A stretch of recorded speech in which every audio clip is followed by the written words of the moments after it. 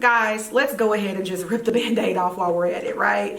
Absolutely, abortions have become, in some cases, an escape to avoid consequences. For some reason, this is a very sensitive topic, and I understand to an extent, but sometimes I think we just got to get to a point where we're just calling a spade and understand that people are using abortions to avoid consequences. And I think that when we talk about abortion so casually and we use it as an option for people to just go out and get, I think it sends a terrible message to the younger generation that they don't have to answer to any consequences. They don't have any consequences to their action because you have an outlet, which is an abortion. But what about the pre-conversations that need to be had? I really don't believe people are talking to these kids about safe sex anymore. I don't think that conversations are being had to these young girls like, hey, the responsibility is going to be on you completely. Like, you know your financial situation. You know your mental state. You didn't just get pregnant and know you wasn't mentally stable and you had a lot going on. You knew that before you was laying down with Buddy, or you knew that before you was laying down with the young woman you was